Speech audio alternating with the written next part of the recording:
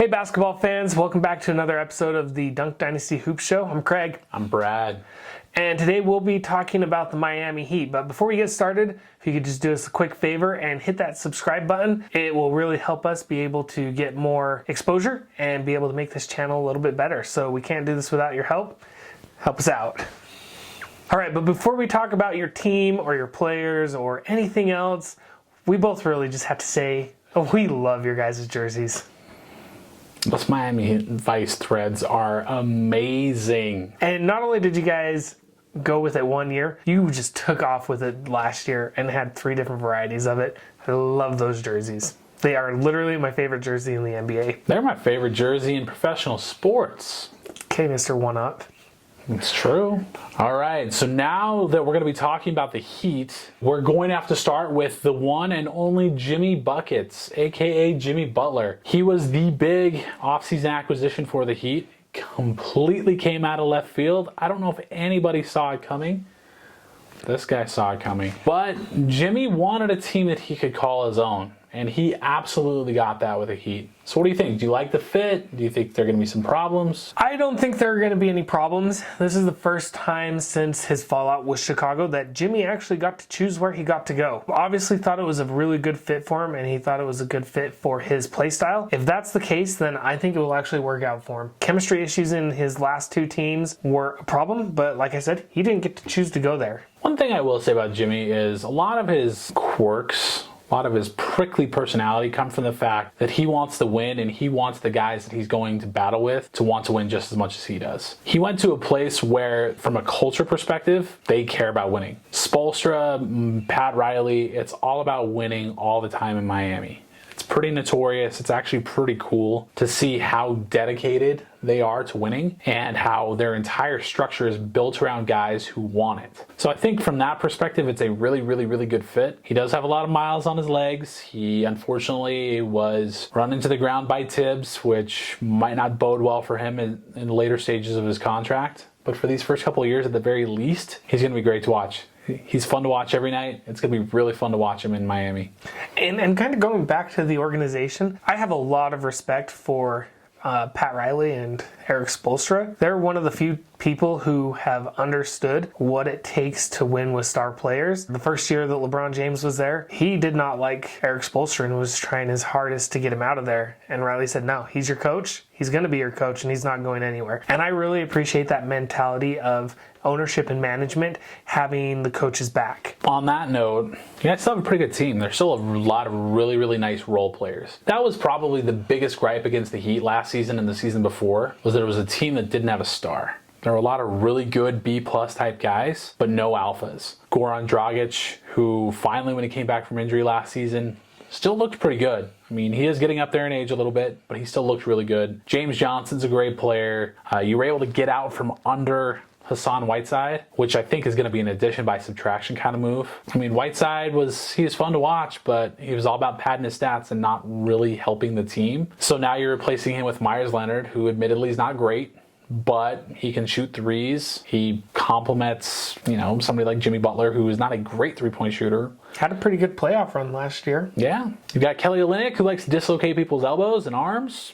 He's still going to get after it. So there's a lot of really nice players. Your rookie this year, Tyler Hero, he killed it in Summer League, but can he do it once he's playing against, full-time NBA caliber players all the time? His shot is pure. His shot is good. Is it going to be enough to help Jimmy Butler and the rest of the team win? We'll see. I don't know if he's going to get a ton of playing time this season. I think the key to the entire season for the Heat is Justice Winslow. They put Justice at the 4 this past season and started having him playmate, run the offense. And he did a great job. His 3-point shot has finally come along. He's looked really, really, really good. And it's easy to forget that he's still 23 years old. Like, he was a stud coming out of college, and he's finally starting to live up to that. Not just a stud, he was a steal. He dropped to 10. He dropped to 10 for them. Yeah, and we all know how many picks Boston tried to offer Charlotte to be able to get him, and they turned him down.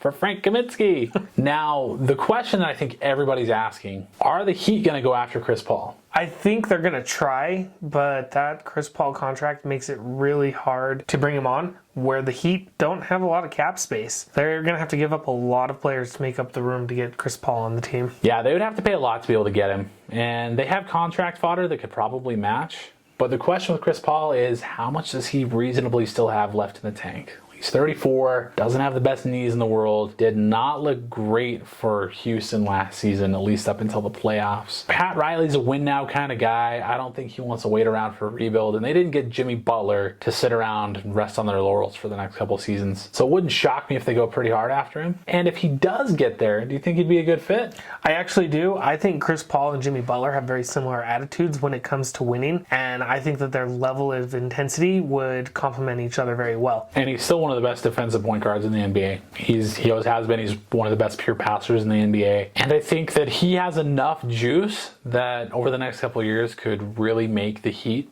a pretty solid team. I mean, arguably they could be the best defensive team, if not in the East, in the entire NBA this season. So let us know what you think. Hit that like button if you think the Miami Heat are going to make a push to get Chris Paul on the team. And if you don't think so, let us know in the comments why. So now we're going to talk about best case scenario, worst case scenario, and most likely scenario for the Heat. So Craig, what's the best case scenario? Best case scenario for me this year is that everything gels together, and after missing the playoffs last year, not only do the Miami Heat make the playoffs, but they get home court advantage. All right, best case scenario for me for the Miami Heat is that not only does Jimmy Butler score 20 plus points a game and make the All-Star team, but that the Heat finish with the #1 defense in the NBA this season. Generally, teams that place in the top 3 in one of the 2 categories are a de facto solid playoff team. If the Heat can produce a middle-of-the-road offense and can be the #1 defensive team, that's probably a 4 or 5 seed in the East. They have all the pieces to have a really good defense. Justice Winslow, Jimmy Butler. Obviously, you have James Johnson, who's really, really good defensively as well. Kelly Olynyk gets after it. It's a team that's so well coached that I think that they easily could be the #1 defensive team in the NBA this season. Okay, what's your worst case? Worst case would be that Jimmy goes crazy, they get injured, they miss the playoffs. They're not in a position to be able to miss the playoffs. They don't have a ton of cap space coming up at any point in the future. There aren't a lot of young players aside from Justice Winslow and Tyler Hero. Worst case is 10th seed, just like they were last year. Yeah, I can't argue with that. Jimmy Butler is kind of a wild card, and I did say at the very beginning of this video, I do think that this is a good spot for him, and because it's a place that he chose, it's going to work out. But 3 teams in 3 years speaks volumes. So we don't really know what we're going to get with him, and if it falls apart, he might be traded again. My most likely scenario is closer to my best case scenario. I actually think the Miami Heat are going to be really good this year, and I still think they're going to get home court advantage. Outside of the #1 and 2 seeds, which are basically locked up to this point, the highest the Heat could probably get is 3rd. Honestly, wouldn't surprise me with how weak the East is this year, and every year. I think that the most likely scenario is that the Heat finish with a 3 seed, and here's why. I legitimately believe that Chris Paul is going to end up on the Heat by the trade deadline. Pat Riley is a win now kind of guy. Pat Riley is also in his mid-70s and is probably going to be retiring pretty soon. And I think he wants to make one last push for a great team. So with a Chris Paul and Jimmy Butler lineup, that is going to be a great team in the East. I mean, the only teams that you could for sure say are going to be better are probably Philly and Milwaukee. So I think 3 seed with 2 All-Stars and a pretty solid run to at least the 2nd round. And they would give either Philly or Milwaukee absolute hell in the 2nd round. So we've got some pretty high expectations for the Miami Heat this year. We're expecting them to be pretty good. But we also want to hear your opinion. Please go ahead in the comments and let us know what you think about Jimmy Butler and the Miami Heat and how their season's going to go this year. And while you're at it, hit that subscribe button and the like button.